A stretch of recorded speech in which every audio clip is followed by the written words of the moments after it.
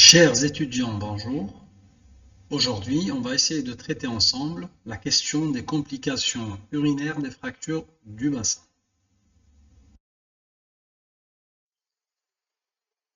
Elles sont définies par l'existence de lésions traumatiques qui peuvent intéresser l'urètre et/ou la vessie, c'est-à-dire de manière individuelle ou associée, le tout au décours d'une fracture des os du bassin.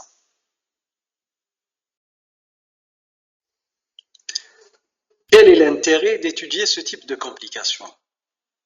D'abord parce qu'elles sont de plus en plus fréquentes, qu'elles touchent les sujets jeunes donc actifs, et elles se voient lors des traumatismes violents rentrant dans le cadre des polytraumatismes.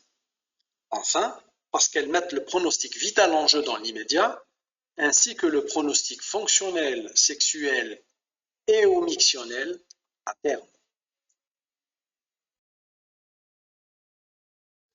Le bas appareil urinaire est composé de la vessie et de l'urètre. La vessie est un organe creux sous-péritonéal, jouant le rôle d'un réservoir d'urine. Elle est strictement pelvienne en état de vacuité, elle devient alors abdominopelvienne en état de plénitude. Elle est limitée en avant par la symphyse pubienne, en arrière par l'aponévrose de Denon-Villiers, en haut par le péritoine et les organes intrapéritonéaux, en bas par la prostate et le plancher pelvien chez l'homme, et seulement par le plancher pelvien chez la femme. Latéralement par du tissu graisseux et les lames porte-vaisseaux. Elle comprend alors trois faces, une postérieure et deux latérales. On lui reconnaît aussi un dôme mobile, une base fixe caractérisée par le trigone, formé par les deux orifices urétéraux et le col vésical. L'urètre est le canal excréteur de la vessie. Il va du col vésical et aboutit au méa urétral. Chez l'homme, il assure une double fonction, urinaire et génitale. On lui distingue deux parties, une postérieure et une antérieure. L'urètre postérieur est composé de deux portions. L'urètre prostatique, long de 3 cm, au niveau duquel s'abouchent les canaux éjaculateurs. L'urètre membraneux, long de 1,5 cm à 2 cm, et qui traverse le sphincter strié et l'aponévrose moyenne du périnée. L'urètre antérieur, également composé de deux portions, l'urètre bulbaire et l'urètre pénien. Il n'est pas le sujet de notre question aujourd'hui. Chez la femme, l'urètre est court. Il fait 3 à 4 cm de long, assez bien protégé, ce qui explique son atteinte exceptionnelle. Les fractures du bassin les plus pourvoyeuses de lésions du bas appareil urinaire sont les ruptures de l'anneau pelvien antérieur, avec atteinte des branches ilio- et ou ischio-pubiennes et les disjonctions pelviennes, ainsi que les grandes diastasis de l'articulation sacro-iliaque en postérieur. À titre d'exemple, sur cette radiographie standard du bassin de face, nous relevons une rupture de l'anneau pelvien antérieur, avec fracture des branches ilio- et ischio-pubiennes gauche. Pour des raisons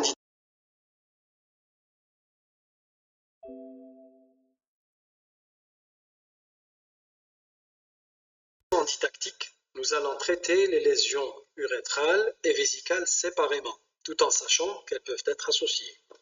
Alors commençons par les lésions de l'urètre. C'est souvent l'apanage des accidents de la voie publique et des accidents de la circulation, sans méconnaître les accidents de travail et les accidents sportifs, où les fractures du bassin sont associées à des lésions urétrales dans 5 à 20%. Le mécanisme est indirect dans la quasi-totalité des cas et est induit par les déplacements fracturaires.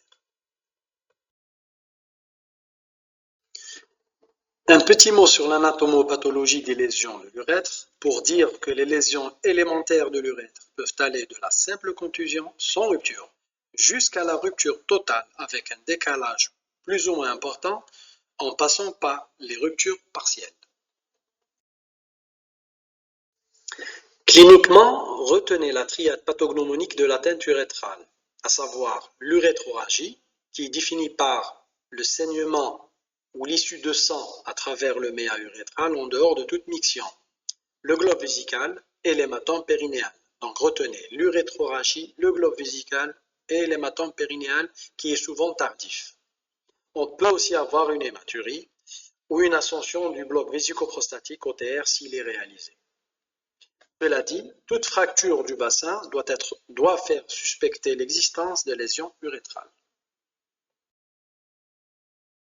Sur ce schéma, nous pouvons constater l'ascension du bloc vésico-prostatique due à l'hématome et une rupture de l'urètre membrane.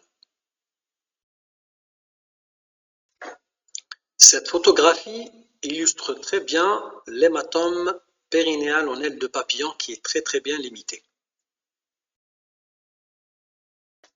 Comme pour tout polytraumatisé, stable ou stabilisé sur le plan hémodynamique, en plus des mesures de réanimation, un certain nombre d'examens complémentaires seront demandés, à savoir des radiographies standards du bassin, de face, profil, 3 quarts à l'air, 3 quarts obturateur, une échographie abdominopelvienne ou au mieux un body scanner pour une meilleure analyse des lésions traumatiques.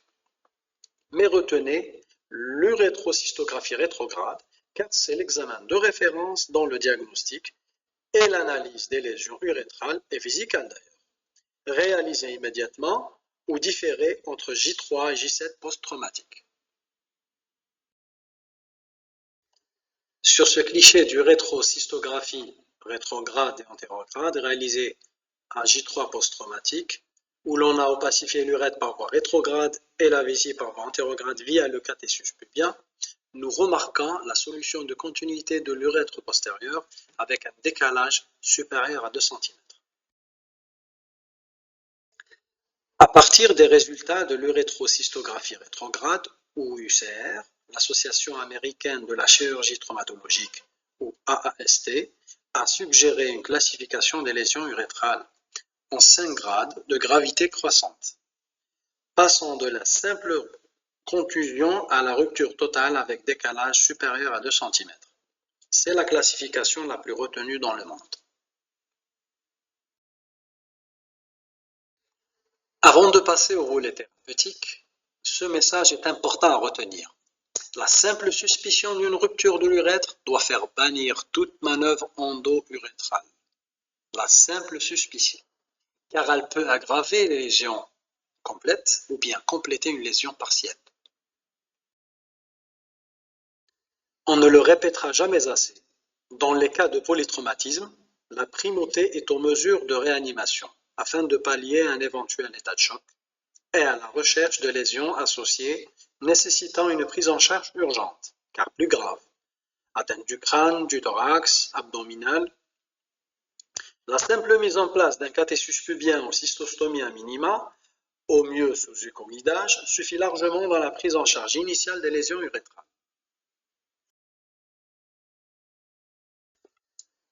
Pour le traitement proprement dit des lésions de l'urètre, 3 approches existent. Une ancienne, qui consiste en la réparation chirurgicale immédiate de l'urètre. Cette méthode est complètement abandonnée car pourvoyeuse de beaucoup de complications. Elle garde néanmoins une dérogation dans seulement 3 situations. Et retenez ces 3 situations. Soit une plaie du rectum associée, ou bien une incarcération d'une ischie osseuse, ou d'une lésion du col vésical. La deuxième approche est une approche classique et qui consiste en la réparation chirurgicale différée, en général à J10, de l'urètre en réalisant soit une érythrographie terminale ou bien UTT. La deuxième intervention proposée, c'est l'uréthroplastie. La troisième approche est la plus récente, c'est le réalignement endoscopique de l'urètre. Elle est tentée à J14 en principe et réalisée par 2 chirurgiens travaillant simultanément. L'un à travers l'orifice de la cystostomie par un endoscope souple, l'autre à travers le méa naturel par un autre endoscope généralement rigide. Les 2 opérateurs se rejoignent pour faire passer un fil guide à la mise en place d'une centutrice Shire 18 gardée 3 à 4 semaines pour espérer une cicatrisation dirigée autour de cette dernière. Dans l'approche classique, nous réalisons soit une urétrographie termino-terminale ou bien une urétroplastie. Les deux méthodes consistent à anastomoser les deux bouts de l'urètre viables, soit directement par des points séparés, c'est l'urétrographie terminale, ou bien par interposition d'un greffon, c'est l'urétroplastie. L'urétrotomie interne est une intervention qu'on peut proposer à nos patients au décours d'un suivi pour traumatisme de l'urètre. Ces patients peuvent présenter des rétrécissements de l'urètre et c'est l'intervention de référence. La surveillance de nos patients est de mise. Elle est impérative et à long terme, car elle peut guetter les complications à moyen et à long terme. Ces complications sont d'ordre fonctionnel urinaire ou bien sexuel. Pour les complications urinaires, on peut avoir des incontinences ou bien des rétrécissements de l'urètre. Et pour les complications sexuelles, on peut avoir des complications à type d'impuissance sexuelle auxquelles on sera amené à prescrire des inhibiteurs de la phosphodiesterase de type 5 ou bien proposer des injections intracaverneuses. On passe aux lésions vésicales, qui sont fréquentes dans les fractures du bassin. Elles s'associent toutefois aux lésions de l'urètre dans 10 à 30% des cas. Un facteur de risque important à prendre en considération est la plénitude vésicale au moment de l'accident. Cette dernière peut littéralement exploser au niveau de son point faible, à savoir le dôme.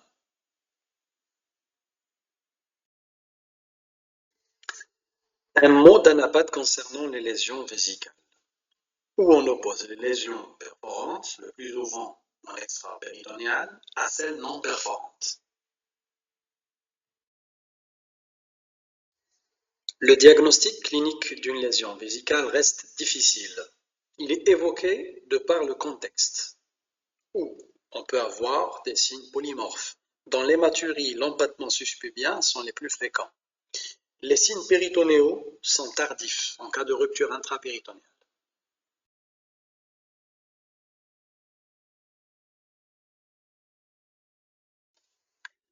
Tout comme les lésions de l'urètre, l'urétrocystographie rétrograde est l'examen de référence pour le diagnostic et la classification des lésions vésicales.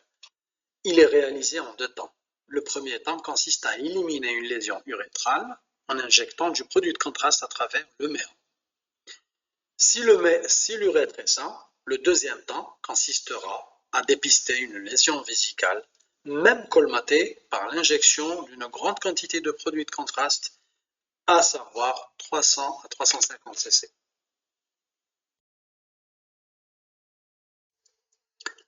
Devant une fracture du bassin associée à une hématurie, une cystographie ou un cysto-TDM sont impératifs. La cysto-TDM est réalisée selon un protocole à 3 clichés. Non injecté, après injection de 350 cc de produit de contraste, tout en sachant que l'urètre doit être sain, et après vidange vésicale. Ceci est un cliché d'une cysto-TDM où l'on remarque bien l'extravasation importante du produit de contraste réalisant une rupture vésicale sous-péritonéale. Alors ici, nous avons deux clichés de cystographie différents.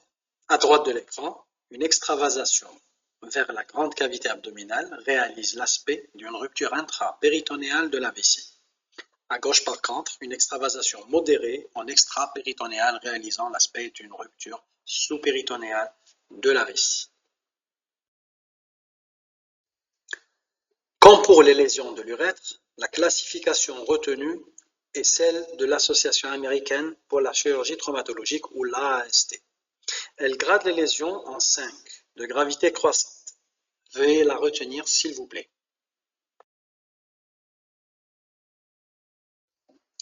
Ceci est une lésion de grade 1 avec un hématome pariétal.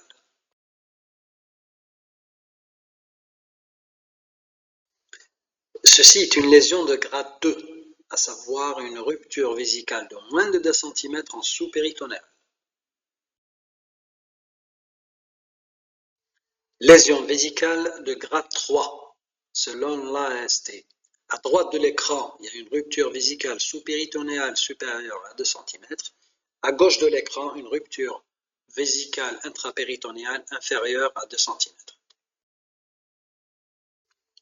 Lésion vésicale de grade 4 qui réalise une rupture intrapéritonéale de la vessie supérieure à 2 cm. Ceci est une rupture vésicale sous-péritonéale mais avec atteinte du col vésical, donc classé grade 5. Pour le traitement proprement dit des lésions vésicales, nous pourrons proposer à nos patients soit un repos avec antalgique pour les lésions de grade 1, pour les contusions, soit un traitement conservateur par un sondage de gros calibre, ballonné peu ou pas gonflé, laissé 2 à 3 semaines pour les ruptures sous-péritonéales, ou bien enfin un traitement chirurgical par suture en 2 plans de la brèche avec drainage de la vessie pendant 2 à 3 semaines. Ceci est indiqué pour les ruptures intrapéritonéales et les ruptures mixtes. Les fractures du bassin sont de plus en plus fréquentes. Elles mettent le pronostic vital en jeu dans l'immédiat et le pronostic fonctionnel urinaire et sexuel à terme, si elles existent bien sûr. Les lésions du bas appareil urinaire doivent être évoquées devant tout polytraumatisme et de surcroît en cas de fracture du bassin. Toute manœuvre endo-urétrale intempestive doit être bannie, interdite, car elle peut compléter une lésion partielle ou aggraver une lésion complète. Et je vous remercie.